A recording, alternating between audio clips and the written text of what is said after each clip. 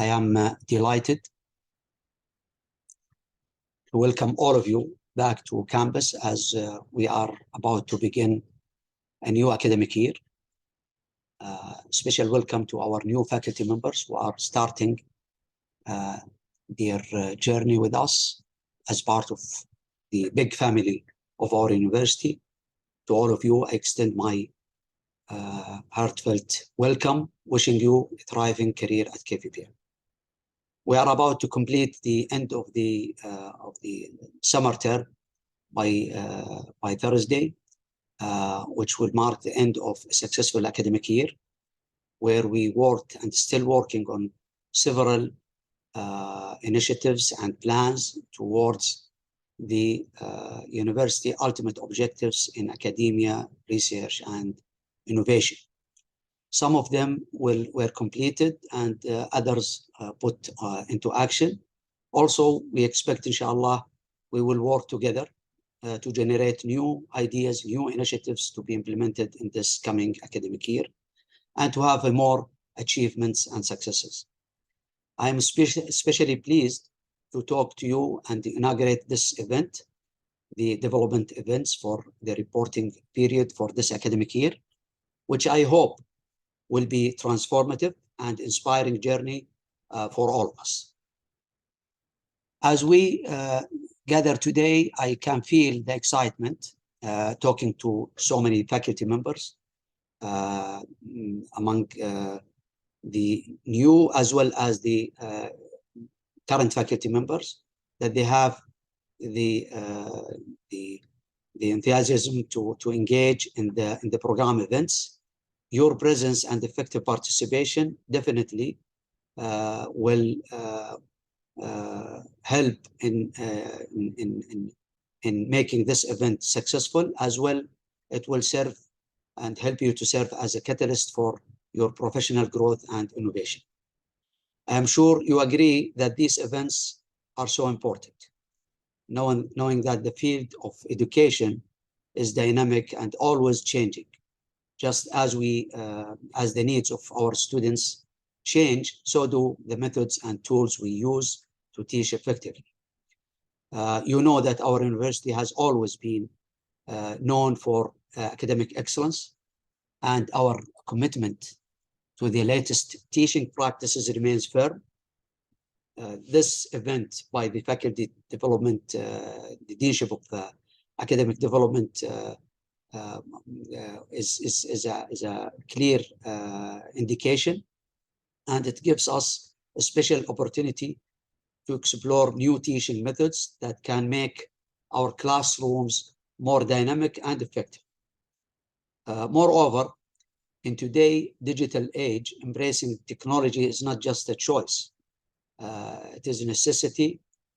These events will definitely, hopefully, and will provide insights into the latest technological tools and platforms that can transform your teaching approaches from interactive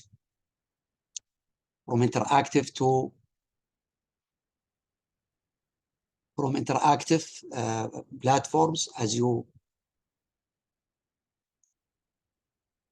this event, they will provide insight into the latest technological tools and platforms that can transform your teaching approaches, from interactive online platforms to educational tools driven by AI. We are in the brink of an educational transformation, and we want to be at its forefront. As you know, all our academic programs recently were overhauled, and we incorporated strong digital foundation for all our programs. The AI plus X platforms ensures students graduate with foundation in AI and entrepreneurship, in which they can build expertise in their chosen field of study.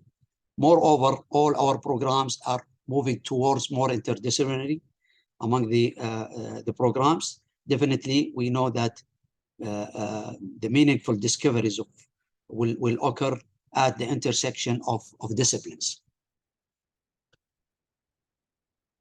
the continuing on our journey of academic growth and excellence in a world constantly shaped by technological achievements, it is very important that we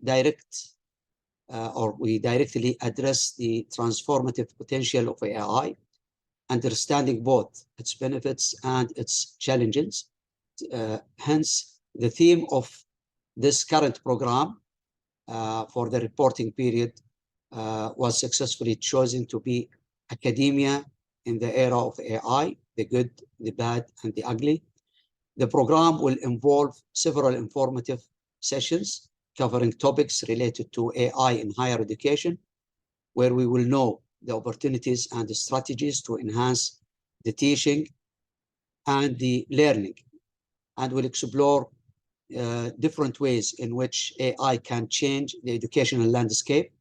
We will also learn about the machine and deep learning, and faculty also, we will have the chance to know the faculty roles in non-profit sectors. There will be also a dedicated session describing the key imperatives to revamp the university research model with the ultimate objectives or ultimate objective to improve the human condition and have substantial societal benefit, highlighting the opportunities and updates in research and innovation. It will help, and it will be a great chance to know about all of these opportunities. And it will be a chance for our faculty to engage with fellow researchers and foster collaboration and find inspiration for your own scholarly pursuit.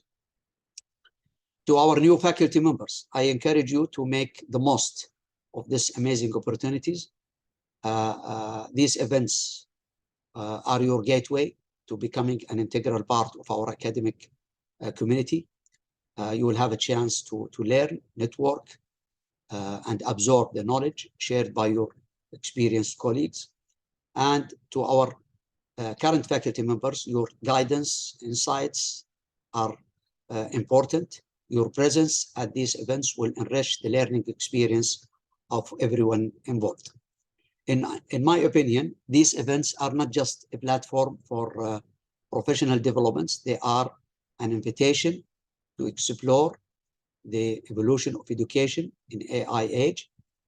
As we begin this exciting journey, I would like to express my gratitude to the international speakers, as well as our in-house expertise, who have kindly agreed to share their expertise. Your dedication to the cause of education is commendable, and I'm certain that your sessions will leave a lasting impact on all of us. I also want to acknowledge the hard work and dedication of everyone at the leadership of academic development, headed by Dr. Abdualziz, Al-Aswad and his team, who have worked carefully and organized this well-rounded program that caters to the diverse needs of our faculty members. At the end, I would like to reiterate the immense significance of these faculty development events. Let's approach this period with an open mind, addressed to knowledge, and a commitment to work hard to improve our productivity, as well as enhance the educational experience of our students. I do wish you all rewarding and useful session. Thank you very much.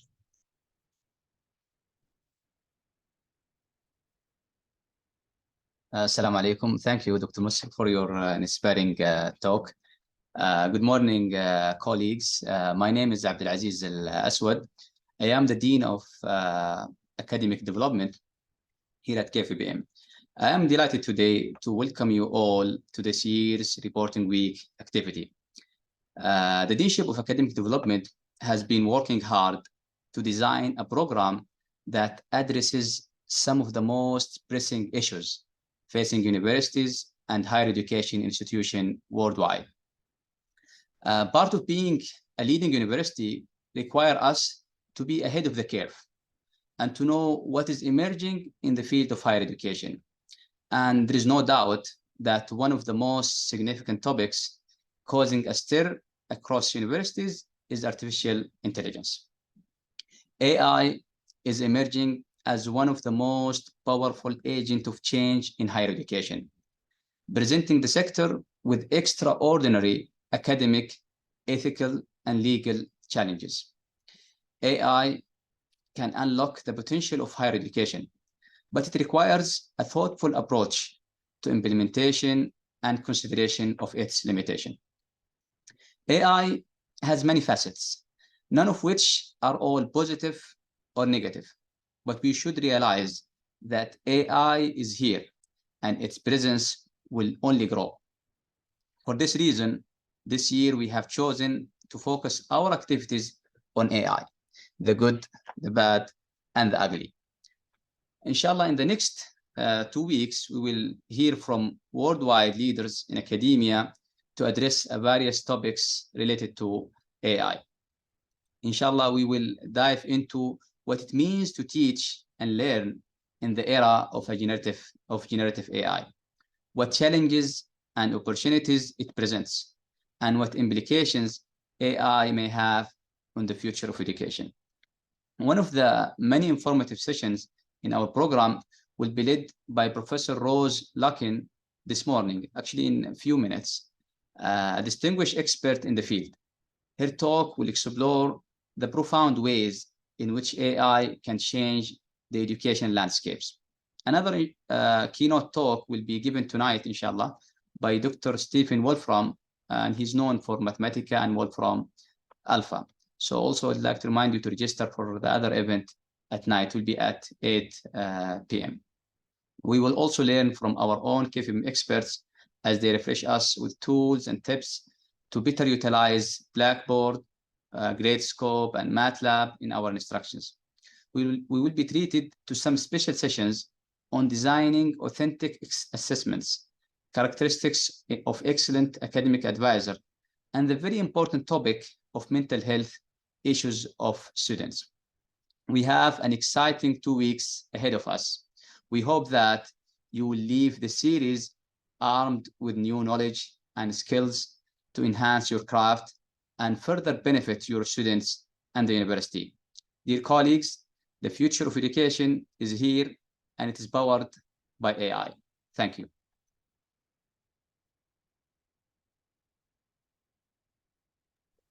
طيب بسم الله الرحمن الرحيم. إن شاء الله we will start the keynote talk at 10 o'clock إن شاء الله تعالى. We'll have just a break for a few minutes إن شاء الله.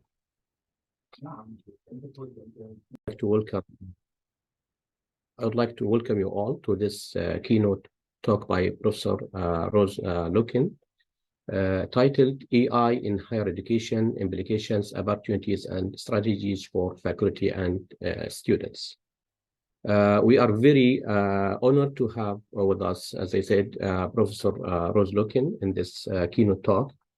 Professor Rose is a professor at the University College London and the director of Educate, the world's first and only research accelerator for EdTech startups and SMEs. She is an academic leader and strategic thinker with wide experience and clear vision about the future of higher education.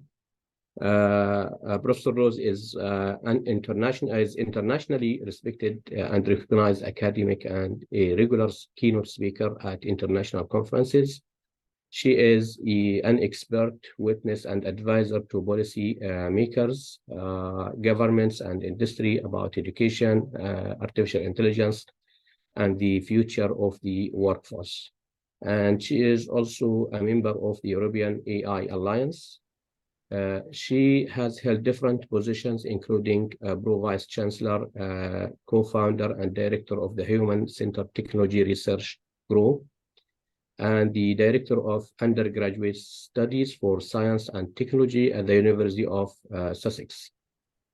In addition to numerous articles, Rose has written and edited several books on artificial intelligence, including machine learning and human intelligence, the future of education for the 21st century, redesigning learning context, technology-rich, learner-centered ecology, and also enhancing learning and teaching with the technology. Rose received her bachelor degree in artificial intelligence and computer science as first class, and her PhD in cognitive and computing sciences, both from the University of Sussex School of Cognitive and Computing Sciences. So, without further ado, I would just hand it over to Professor Rose. Professor Rose, the floor is yours. Thank you so much, and thank you for inviting me. I was very impressed and energized by the introduction you had from your Vice President of Academic Affairs and your Dean of Academic Development, which I felt were inspiring about the future and the way in which technology and artificial intelligence is having a huge impact on the way that we live, the way we work, and therefore the way we need to think about education. And I really hope that what I'm going to say today is going to be useful to all of you and the way that you think about the year ahead and the way in which artificial intelligence is impacting on education. I'm going to share my screen and my slides, and let's hope that there we go, that goes well. And let me turn this into presentation mode, and I just hope that you can see. Do please tell me if you're not seeing a slide. Yeah, Thank you very much. Thank you for the feedback. So yes, I'm going to talk to you today about AI in higher education and look at the implications, the opportunities, some of the strategies for faculty and for students, because it is a moment in time where we're all being encouraged to wake up to what's happening with respect to artificial intelligence. And I'm sure that your talk this evening from Professor Wolfram will also be extremely interesting and give you further insights into what's happening with this very exciting world of artificial intelligence. Now, artificial intelligence can be defined in many, many different ways. And really, one of the simplest ways of thinking about it is to think about it in terms of artificial intelligence involving technologies that behave in ways that we would consider to be intelligent if we observed humans behaving in this way. That's a very simple definition. But I think to start off with, it's helpful. A lot of the energy and the attention and the media coverage of artificial intelligence has been generated by the new breed of publicly available artificial intelligence tools, generative AI tools like ChatGPT and DALL-E. But AI itself is not new.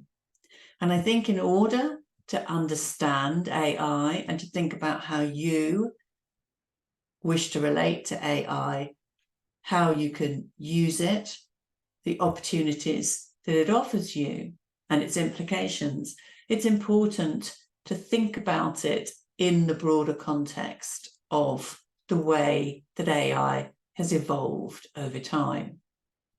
And so I think if we take our current situation in 2023, when these generative AI tools are grabbing everybody's attention, we need to contextualize that thinking within this broader history of what AI is, what it has been, and how it's developed.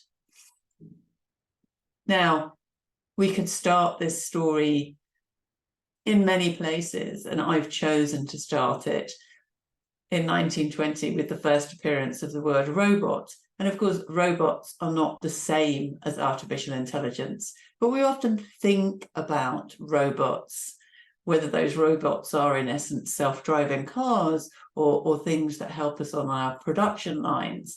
If they're behaving intelligently, they may be using artificial intelligence.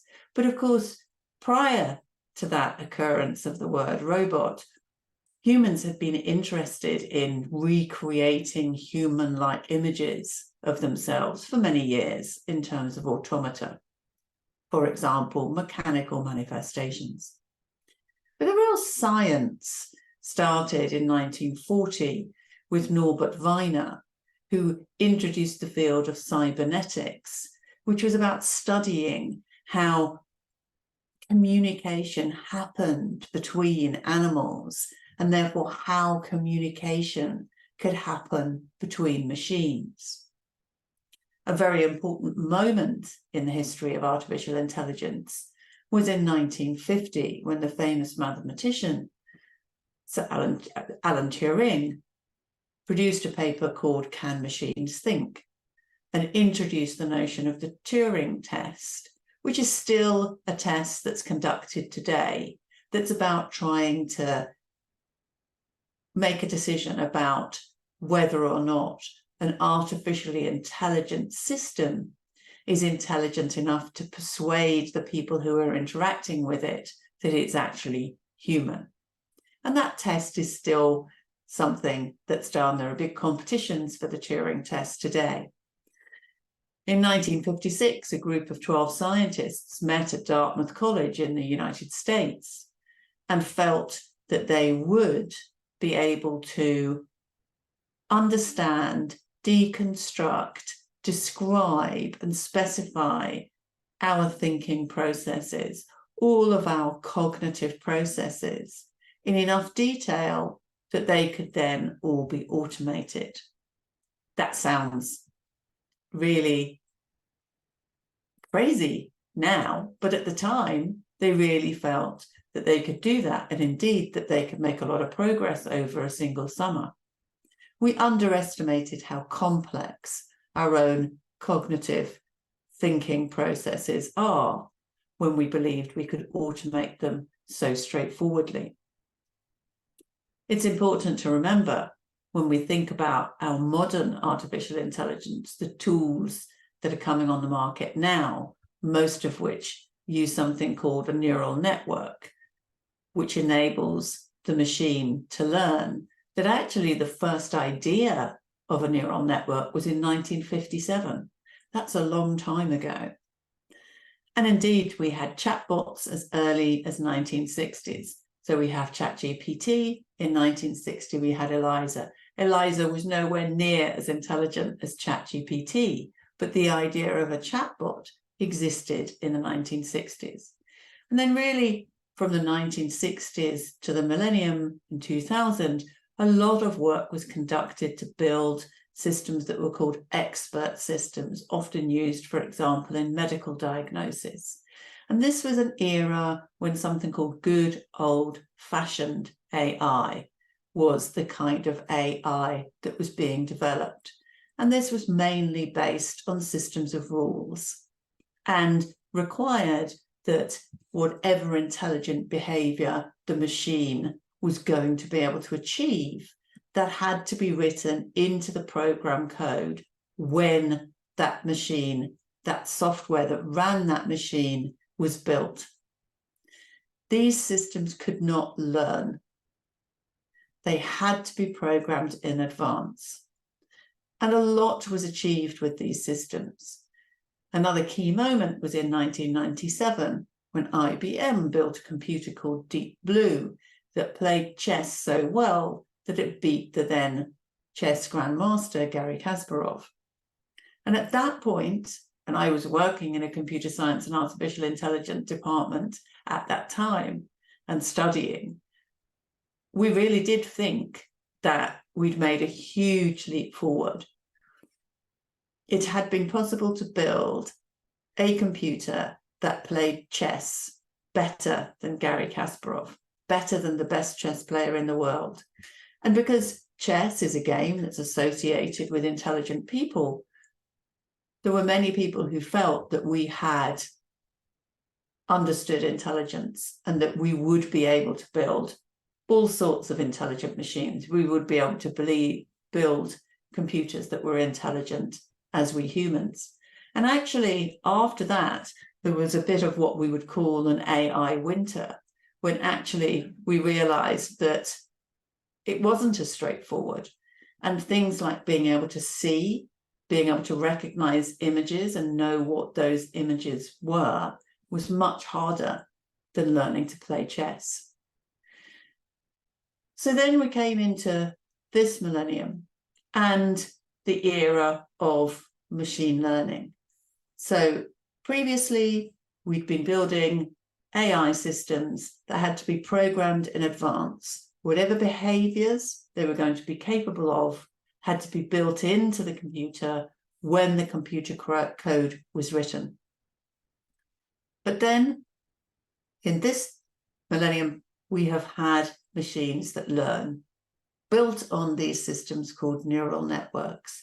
And these systems and the advances in neural network technology and machine learning came over the last few decades. So over the last 20 plus years, huge advances have been made in creating, for example, convolutional neural networks that are much faster, much more accurate than the early ideas around neural networks. And these are machines that learn, that can improve. They are trained on examples of what the machine needs to be able to understand or to know. And then as they continue, every time they interact, every time they complete an action, they learn a bit more. They improve, just as we humans improve as we learn.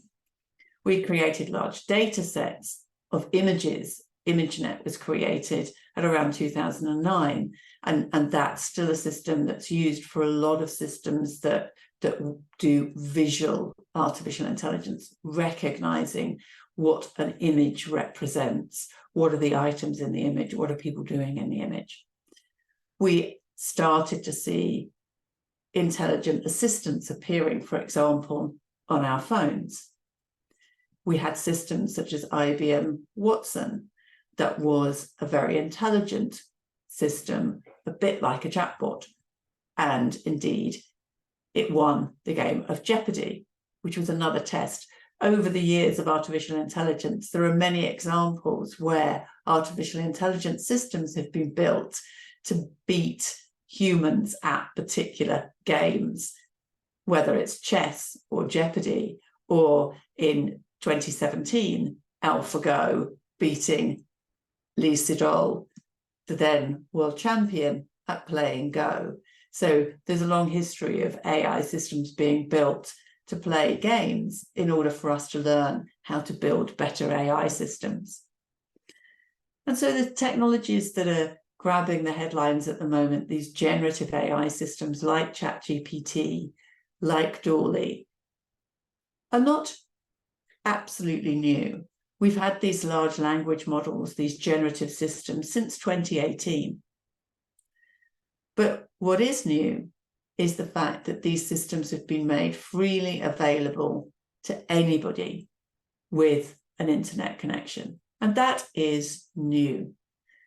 So it's not so much the technology that's new, it's the fact that it's available to billions of people and freely available. Of course, over time, that freely available may become at a price. But for the moment, billions of people are able to access sophisticated AI systems through a very easy to use interface for the first time. So it's that scaled access that's new rather than the technology itself. It's also true that AI in education is not new.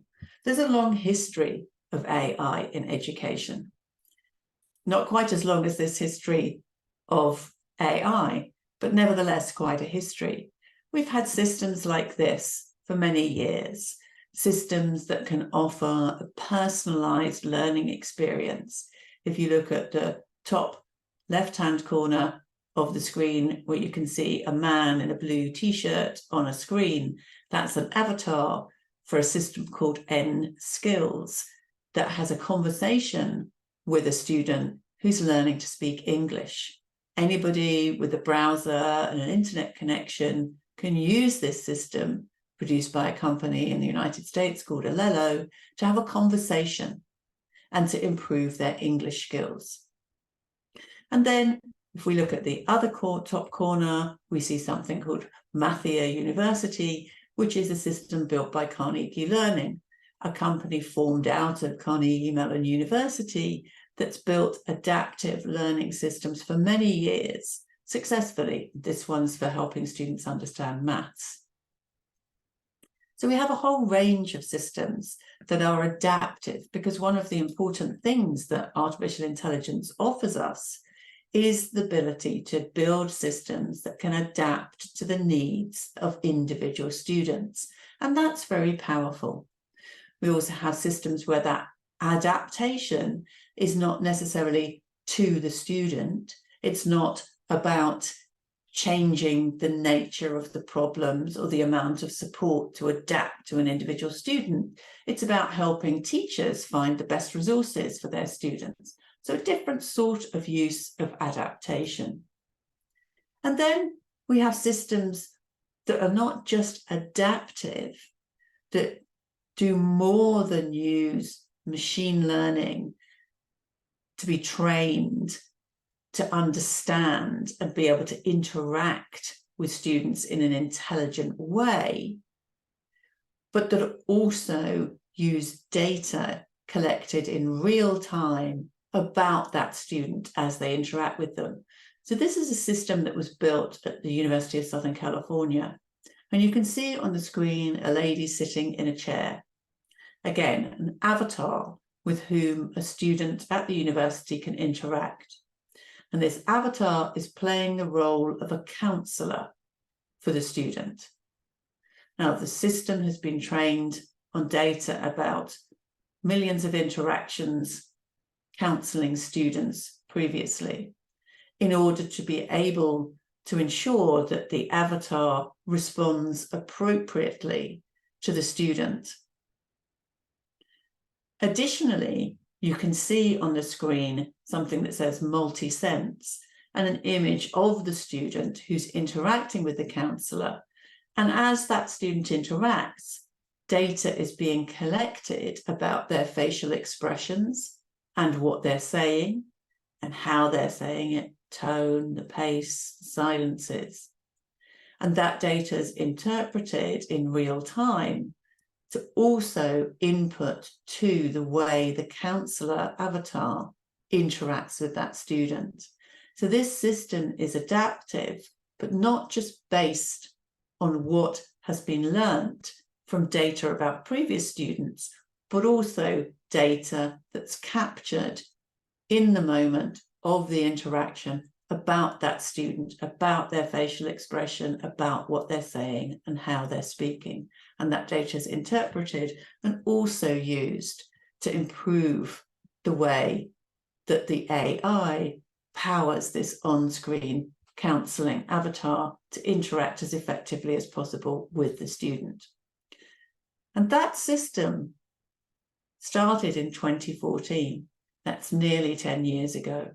The point I'm making here is that AI in education is not new. It's been around for a while. But what is new is this scaled availability of powerful, sophisticated machine learning AI to anybody who has an internet connection. And that is a big difference. And these tools can be very, very useful. For example, in an educational context, here are some of the ways that a tool like ChatGPT or Claude or any of these large language models might be used. And there are many that are available. And indeed, organizations all over the world developing their own. So you can use these large language models to summarize text. Maybe you have lots of things that you need to read and you don't have time to read them all. So could a summary help you decide which of those ones you're going to prioritize to read next?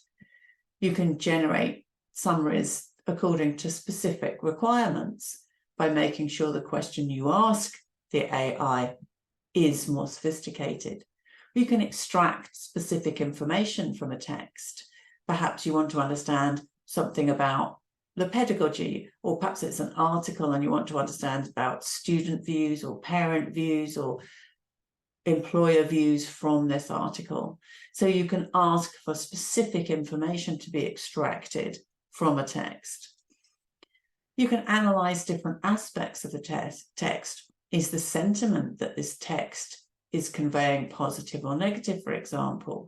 What are the emotions being expressed in this text? The system doesn't always do this perfectly.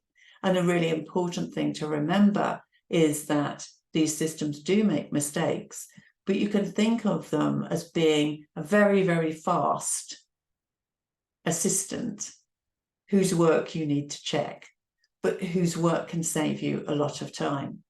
And these systems are also useful for translating. And so what's changed and given us these systems over the last few years, these very powerful AI systems that can learn, is that we have access to huge amounts of data that's collected as we interact in the world. We have much, much more powerful computers to process that data. And we also have very sophisticated algorithms running on these powerful computers, using that data to be trained, to learn, and to become better and better and better at interacting with us. And that's an important thing to remember. These systems will continue to improve.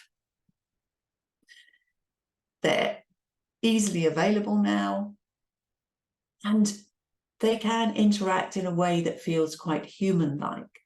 They're not human, but interacting with them can feel on occasions as if you're having a conversation with another human.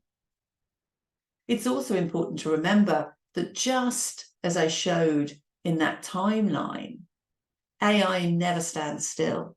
It's always developing. So, for example, if you take a system like ChatGPT, we can already see how changes have happened since it was released. Changes to the terms and conditions of the software, changes to what the software is able to do. And at the same time, all over the world, different organizations are trying to devise regulatory frameworks to ensure that these powerful technologies are used for good. And that's a very challenging task too, particularly when things are changing very quickly. Are you using AI already? I would imagine it's highly likely. Maybe you use predictive text. Many of us do when we're using mobile phones, or there are tools like Grammarly or Otter AI. Email assistants often use forms of AI. Image search, if you're looking for something that looks like a particular image or images of a particular sort of thing, we're probably using AI.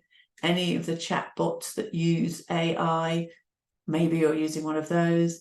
A digital voice assistant, whether it's in your home or on your phone. Text to speech or speech to text. Speech to text is something I use a lot.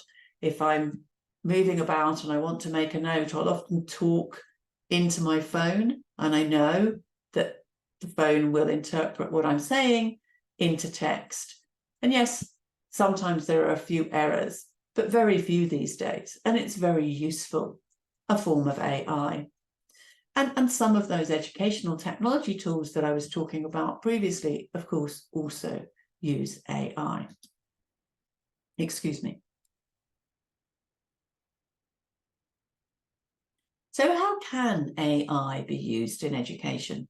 We want to think about the opportunities that these technologies bring us as educators. I think it's useful to think about artificial intelligence in three ways. They're not mutually exclusive. They are interconnected, but it's nevertheless helpful to think about them as these three ways in which we can look at the implications of artificial intelligence for education. Firstly, there's the way that we can use these powerful technologies in our teaching and learning, like the systems that I showed you earlier that can be adaptive, for example. How can we use these technologies? How can we use some of these large language models to save us time, for example? How can we use these technologies to tackle the challenges that we face as educators? Secondly, we need to recognize that these technologies are being used widely in the workplace. And so the sorts of jobs that our students may go into are likely to involve using these technologies. And that means we also need to think about the way in which we might need to change our teaching and learning, what we teach, how we teach, in order to ensure that our students are equipped to get the best jobs and to be the best employees they can. And in the introduction, we heard something about the work that your university is doing in order to introduce more AI education. And that brings me to my third point, which is about ensuring people learn about artificial intelligence. It's really important that all of us start to understand a bit about AI. It doesn't mean that we have to have a technical understanding. Of course, we want some people to develop a detailed technical understanding of artificial intelligence because we want them to be able to develop the next generation of these systems. But we need everybody to understand enough about AI to use it safely, to use it effectively. And in order to do that, you don't need to know the technical details. And so we need this new form of literacy, AI literacy, to ensure that all students can benefit from these technologies and also stay safe from any of the more damaging potential ways in which these technologies may be developed. So I've already shown you some of the systems that have been used in education for a while now that use AI, but we can kind of pull out some key areas where these technologies can be particularly useful. So for example, those personalized learning paths, helping each student to have a journey through their learning that's personalized to their own needs. It's not the same as a human teacher, but it can complement that human teacher. And importantly, many of these systems give very valuable feedback to the human lecturer, tutor, teacher, in order to help them target the way that they support their students. AI can help us with automated marking, can provide personalized feedback to students in a very quick way. It's hard for us to do as human educators. Marking takes time, providing feedback takes time, and often then that feedback's less effective because the student needed it a bit earlier. Personalized next steps for learning, adaptive assessment, so that as a student is being assessed, the assessment adapts to try and make sure that it gives that student the best possibility to show accurately what they're capable of.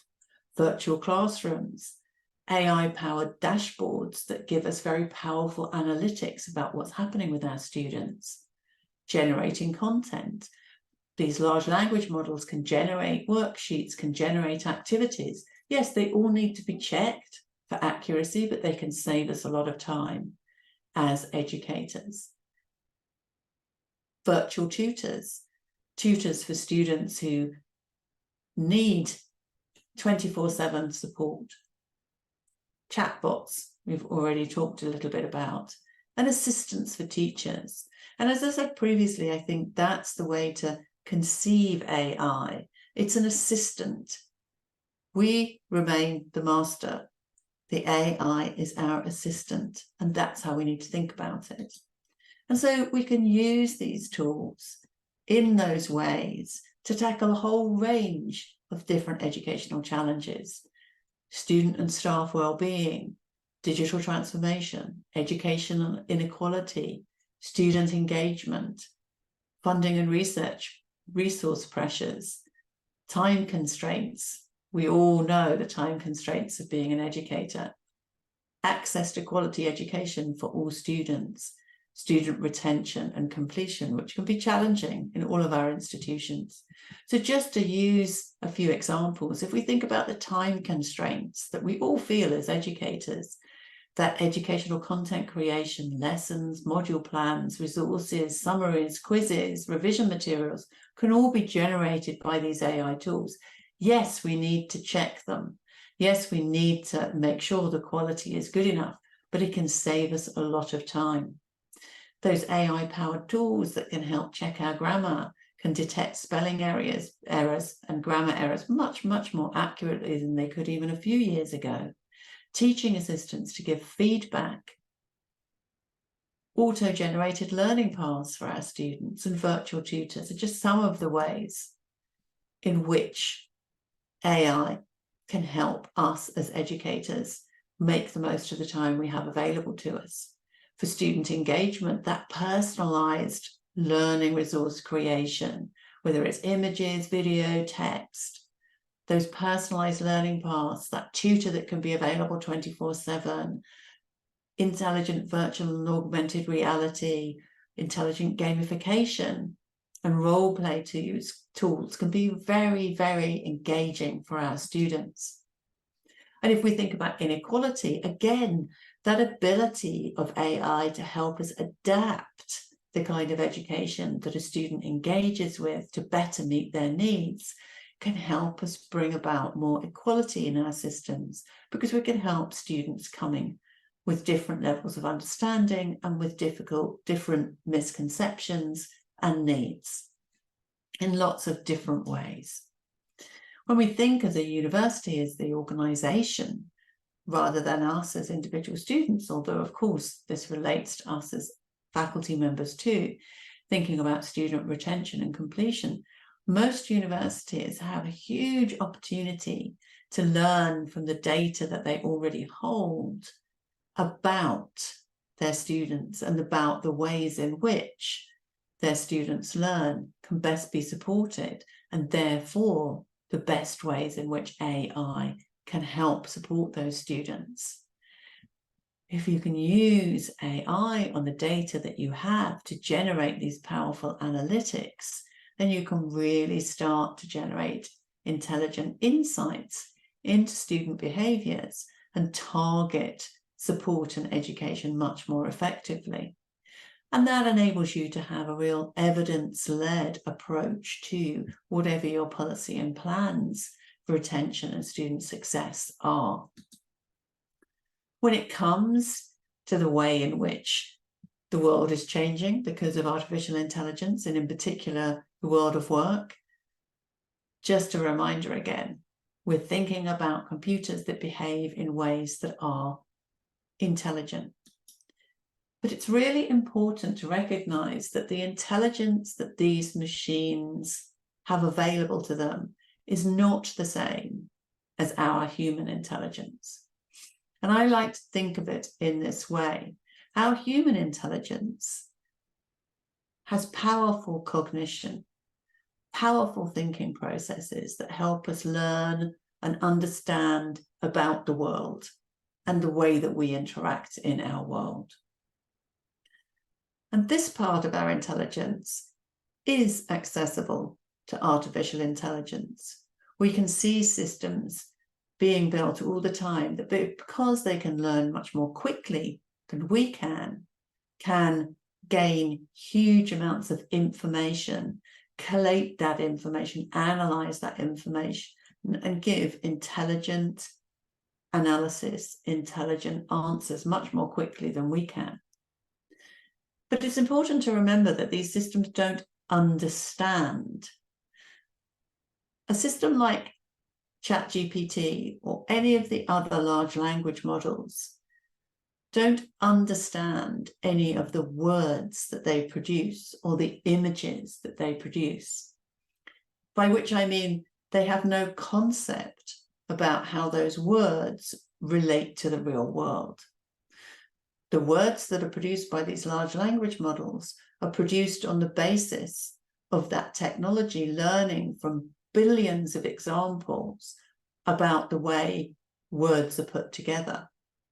And so each next part of a word is produced based on learning from billions of examples of the way words have been put together into coherent texts. And of course, the system also has to interpret, using AI, the question that we've asked of it. But when those words are produced, the AI has no conceptualization of how those words relate to the real world. And that's really important to remember. The other aspect of our intelligence is what I would call meta-intelligence. It's our ability as humans to reflect upon our own thinking processes, our own cognition, to be able to be aware of how we're thinking. Are we paying attention? Are we losing focus? Can we regulate the way that we're thinking? Can we regulate the way that our emotions are impacting on the way that we're thinking? And this meta-intelligence can be broken down into metacognition, meta-knowing, which is about understanding what knowledge is, where it comes from, how we can make good decisions about whether to believe something is true or not.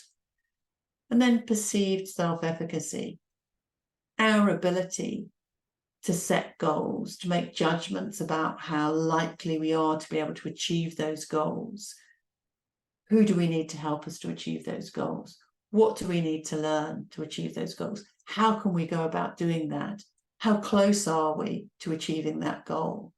We can reflect, regulate, and be very, very sophisticated in the way we understand our own thinking. And that's very powerful. It's powerful in and of itself, but it's also powerful in helping us to be better learners. This kind of intelligence is not accessible to artificial intelligence at the moment, and we don't know to what extent AI systems will be able to develop this meta-intelligence, this self-awareness. So it's very important to understand the differences between AI and human intelligence, and to think about how in our education systems we need to ensure that we support students to develop much more sophisticated self-understanding and meta-intelligence, because that will help them to remain ahead of the AI systems, to be different to the AI systems, to complement the AI systems, so that, as I was saying earlier, we as humans remain the master of the AI system that is our assistant.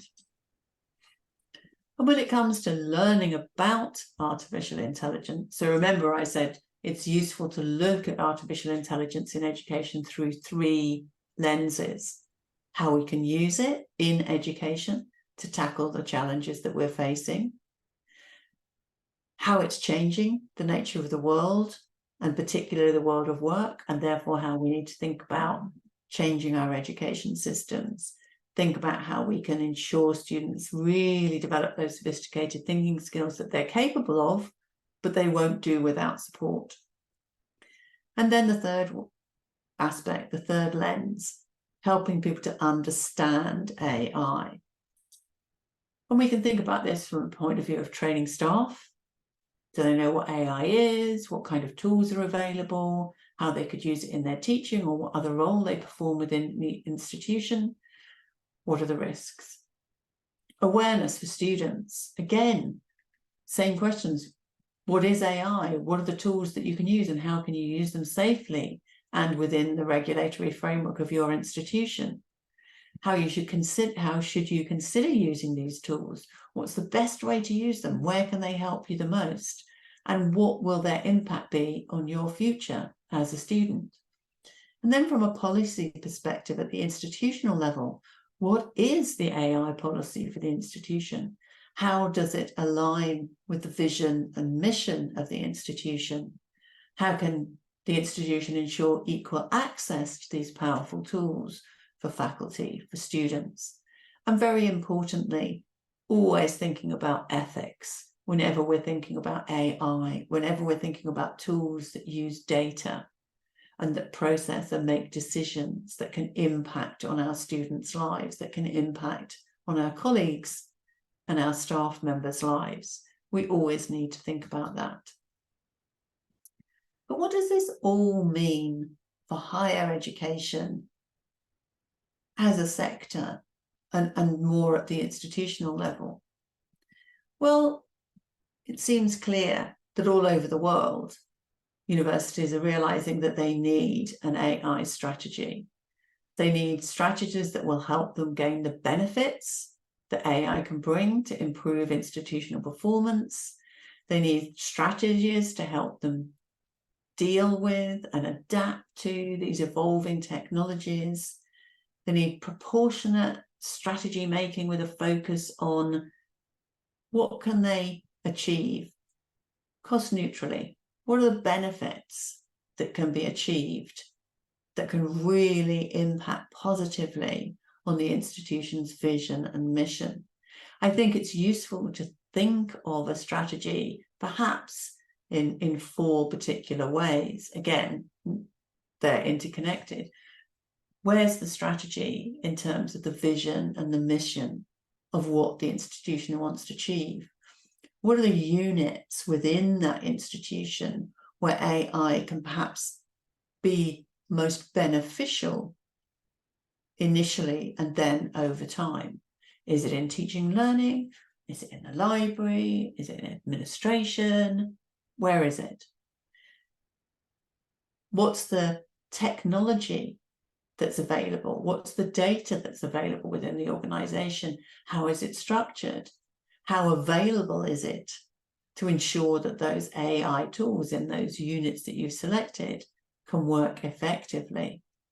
And then how do you build capacity within staff across the institution so that in those units where you're thinking AI could really help strategically you to achieve your goals, how do you ensure those staff are developing the capabilities to use the tools, to use the technologies to achieve the benefits that you have identified as being possible?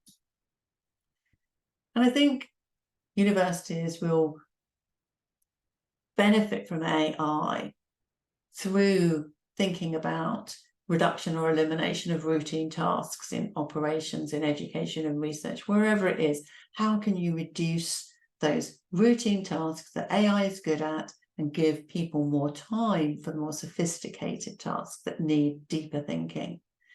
How can teachers' time, educators' time be released through these tools to have really high impact on students and indeed on their research? How can they have more time for their research because of the way these tools are being used?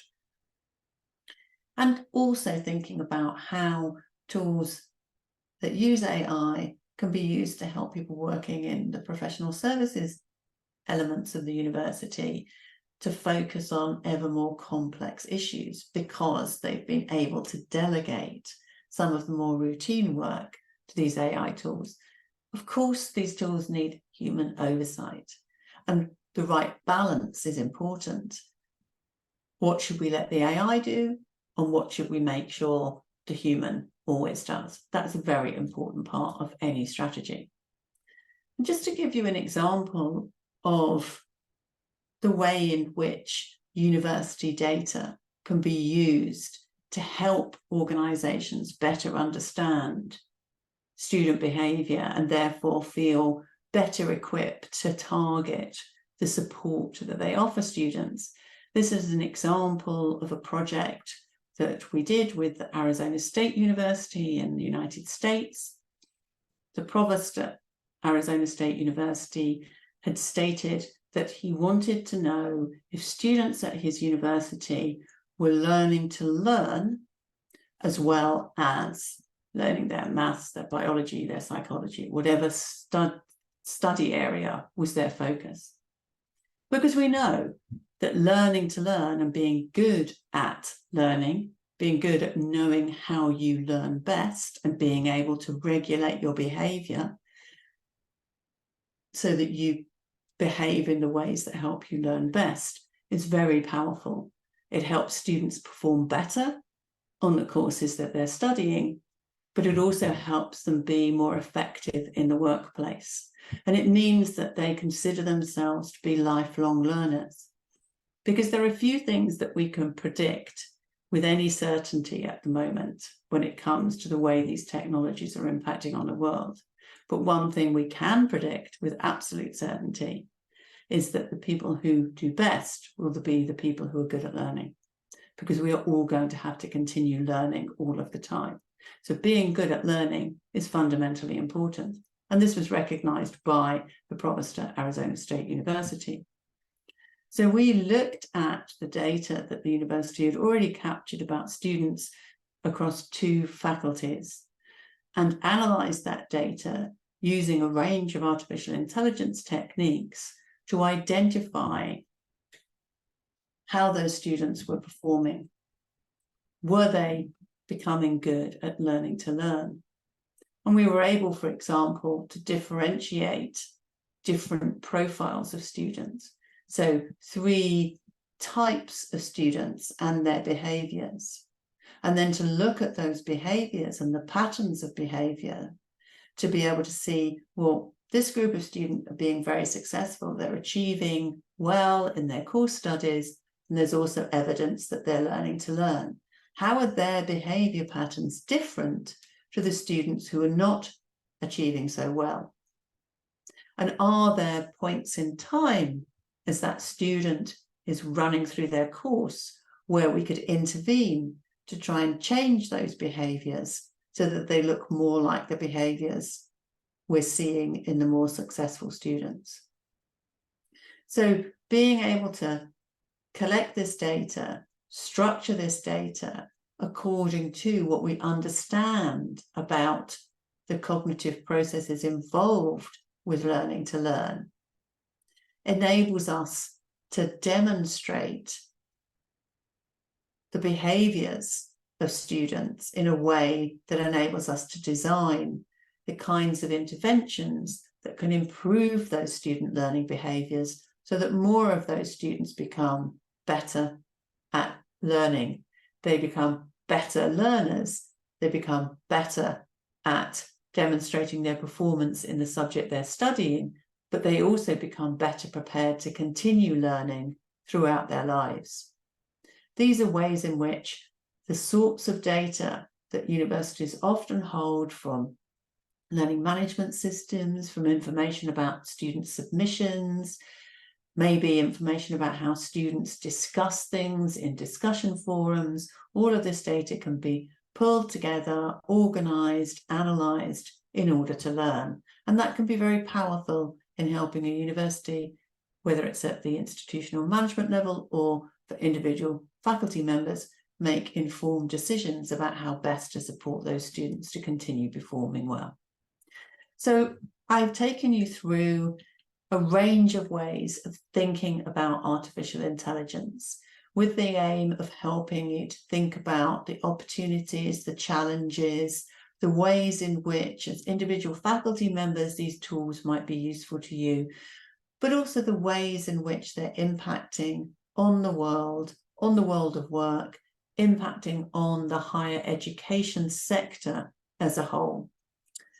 I hope that's been helpful. I really hope that these sessions that you're going to be listening to and engaging with over the next couple of weeks are going to help you enjoy your role as a faculty member and really get to grips with some of the ways in which technology is changing the way that we live, work, and learn. Thank you so much for listening to me. I would be delighted to answer any questions that you may have. Thank you so much, Professor Rose. We will receive some questions if you have.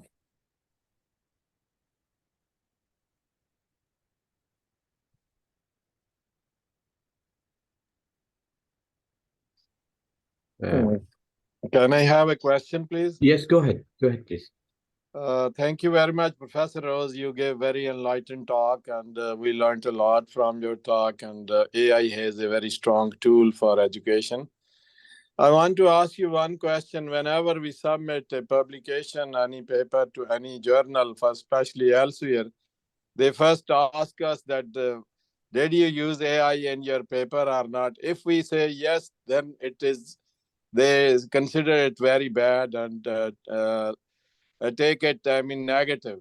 So what do you think about that you are saying and claiming that AI is a very useful tool for all of us, and it can help us in writings and emails and all stuff.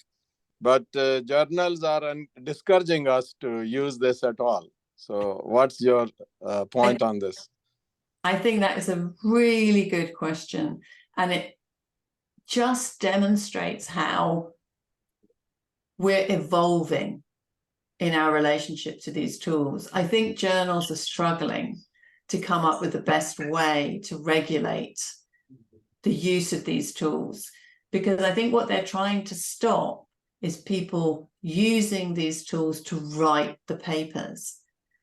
I don't believe, and I have been talking to some of the companies who publish journals, they're not trying to stop people using these tools to support their research in terms of, for example, helping them to collate more information, to analyze data. What they're trying to stop is people using these tools to write the papers. So I think over time we will see increased sophistication in the way you are asked those questions about whether you've used AI, so that the part of AI usage that the publishers are concerned about are more targeted. Because I certainly don't know from the conversations I've had with publishers of any publisher that would be wanting you to not use AI in analysis, for example, because we've been doing that for years. If it was going to be helpful for you to analyze your data, for example, it's more to do with trying to stop people getting the AI to write the paper. Do you see what I mean? But expect to see changes in the way those questions are asked in the coming weeks, in the coming months, as the journals work out how to better police the use of these tools in that writing process. Yeah, thank you very much for your enlightened answer. Yes, thank you. Can I? Yes, Dr. Austin. Hello, Doctor and Professor. Thank you so much for your speech about AI. It's been very enlightening. I work in the local attached community college to KFUPM, and we have really yet to dip our toes into the AI pool, as it were. What would be some advice that you might be able to give about starting the process of incorporating an AI system into a school that's a neophyte when it comes to AI? Thank you so much. It's a really good question. Again, I think trying to understand the basics of what AI can do and what it can't do is really important.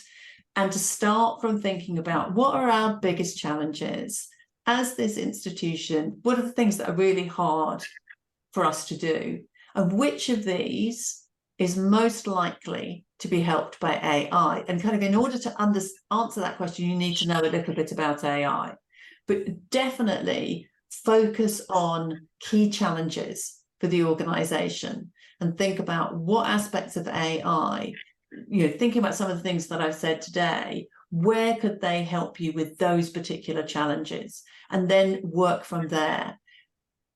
Look at the tools that are available.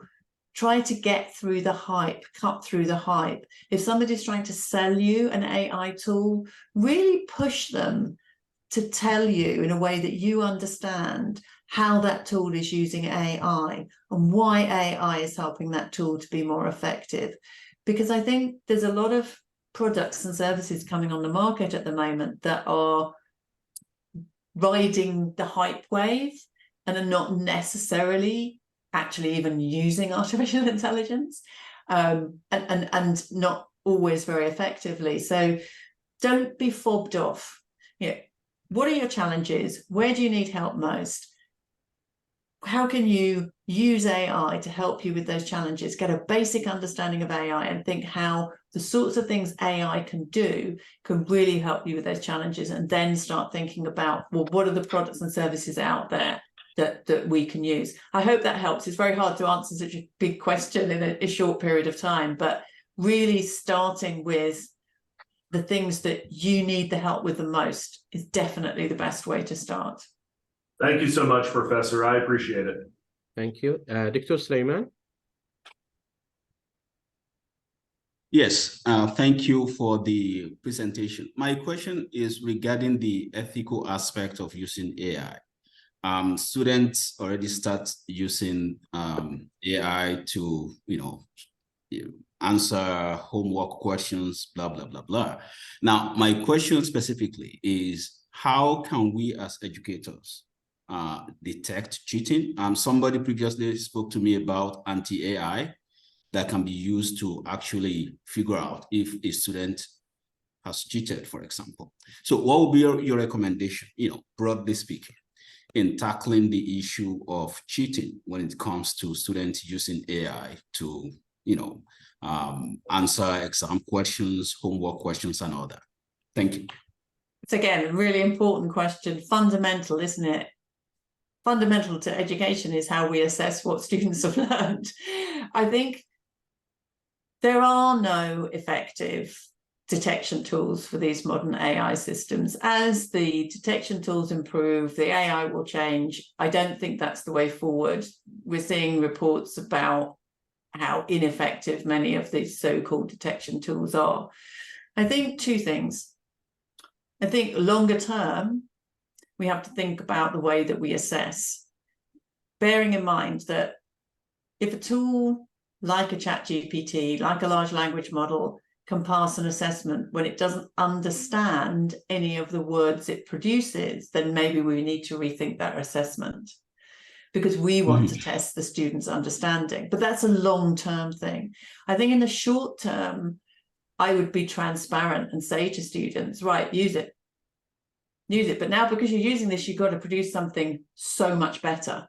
I want to know how you used it. I want to know, how many versions did you get it produced? Why did you pick this one? Why is this one better than that one? Do you see what I mean? It's like to throw it back and to say, right, okay, now you've got this tool, you've got to be so much better.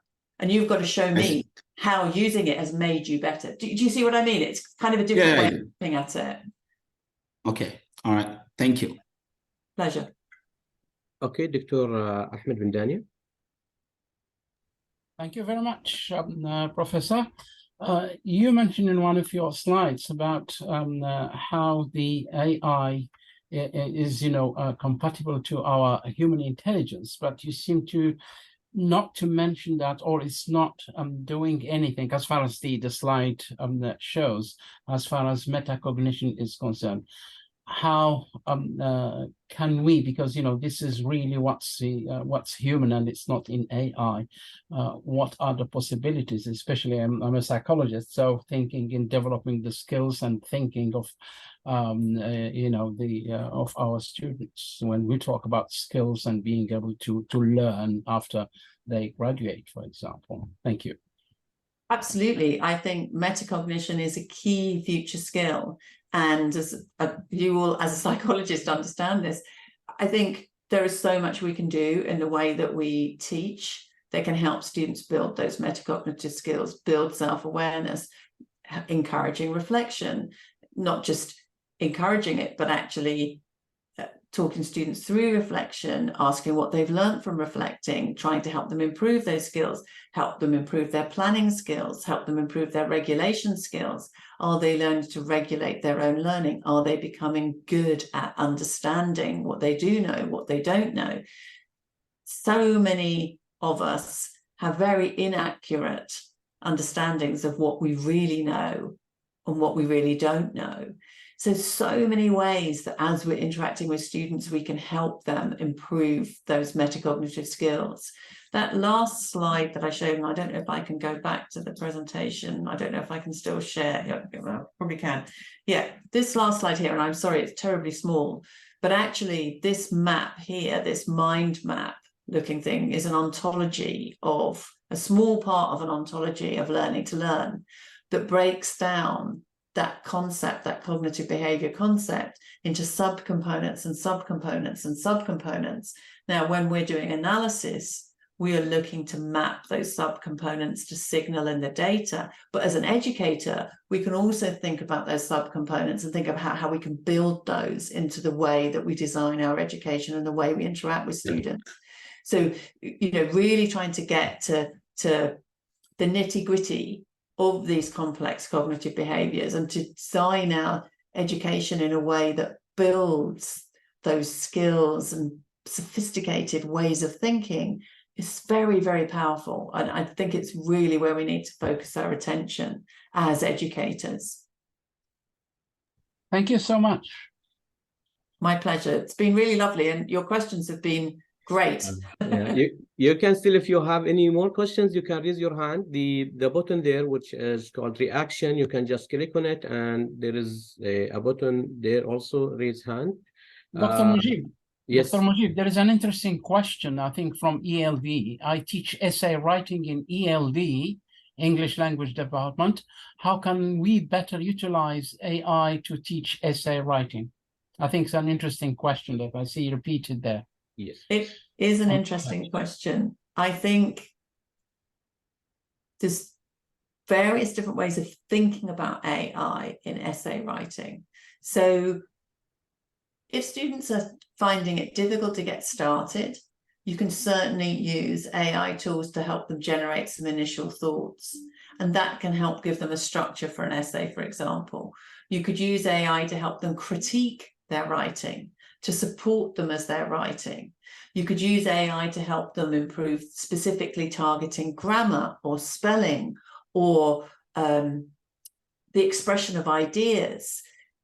So the way in which AI is able to both help students to generate the kind of text they might use in their essay, but you don't want them just using an AI to generate the text, but can get them off the mark.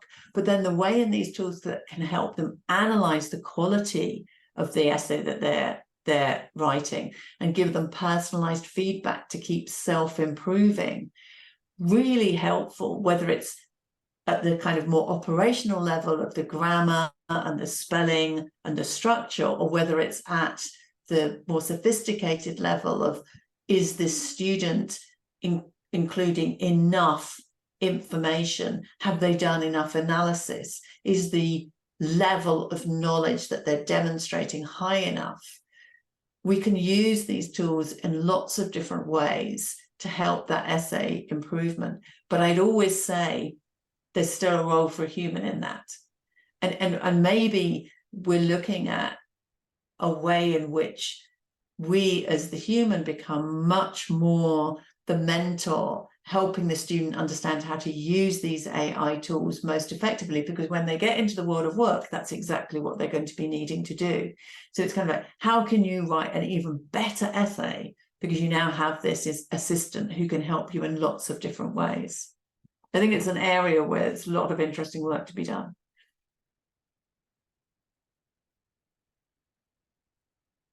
Thank you. There's a question here saying the reliance on the AI for data analysis or decision making in academic research could lead to issues of accountability if the AI's outputs are incorrect or misleading. So how to avoid this kind of legal issues? Yeah, absolutely. We always need human oversight with these tools because it won't always be accurate. Yeah, I think we have to recognize that over time, the accuracy levels will improve, but we always need somebody there to provide oversight to ensure that what is being produced is accurate and that we are happy that it's accurate. It's, as I was saying earlier, I think it's better to think about the generative tools as opposed to the other kinds of tools as being an assistant who works very, very, very, very quickly, but always needs to be checked. When we think about the other kind of AI systems that are more based on analysis, so analysis of student behaviors to offer advice, then the accuracy levels are higher. So accuracy is an issue to different extents with different types of AI tools and different ways in which we use the AI. Okay, thank you. Dr. Burhan, please, you can go ahead and speak to the mic. Thank you, Professor, for this enlightening talk. My question is about the use of chatbots, AI chatbots. What do you think about using them and building them as tutors to help students learn? And what are some of the best examples that you have seen implemented? Could you ask that question again? My audio cut out just as you were speaking, so I didn't hear the question. I'm terribly sorry. Maybe there is an issue with my mic, sorry. My question is about AI chatbots. What do you think about using and building them to help tutor students, help them learn from textbooks, or help them answer essays in a better way, or and what are some of the best examples you've seen for AI chatbots as tutors? Best examples are ones that are built very carefully with a very specific data set that's relevant to what that student's trying to learn. So the way these tools can be helpful is by helping to personalize the way the student interacts with the material they're trying to learn. And so the best tools are the ones that have the best way of analyzing what the student needs to learn, but also the best ways of interpreting what the student does know and what the student doesn't know. And I think with some of the tools we're seeing come on the market at the moment that are very much building on the hype around these large language models, there's attention paid to the first part of that. How can these large language models represent a subject area, whether it's maths or geography or geology or biology? And less attention being paid to how do we analyze the way the student is interacting with the chatbot in order to make sure that the instruction that's provided is the most tailored to what that student needs. So I think at the moment I'm watching what's being developed and waiting. There's lots of experiments going on, for example, with Khan Academy. Khan Amigo is a intelligent chatbot that they're building. Chegg are building a chatbot called Checkmate. The development of these tools is not turning out to be that straightforward. And so I think we need to see how they develop over time to work out which are the best ones to invest in. But certainly there's huge potential. It's just getting the ones that have been designed well and have designed not just the analysis of the subject matter you want the student to learn, but also the analysis of the student behavior to make sure that the interaction is as good as it can be. And as I say, that's where I'm seeing less development and the tools performing less well. Okay, if you just maybe last question. There's a question here about the negative side of the AI and the negative effects of using AI on students and how to avoid this kind of things. As a continuation of the question, it says, scientists who were using their brains and mental skills to read, interpret, infer, and develop AI models. How about the future students who will depend on AI models? Do you expect them to be innovative? Really good question. I think the best way is to help students understand enough about AI. I think the ethical dilemma that we face at the moment is that these technologies are evolving very quickly. And so the people who are trying to regulate them can't really keep up with the developments in the technology. And that's always going to be a challenge. I think we're going to have to think very innovatively about how regulation is developed and designed in order to tackle this dilemma of technologies that develop very fast and regulation that tends to take time, obviously because it needs to be done thoughtfully.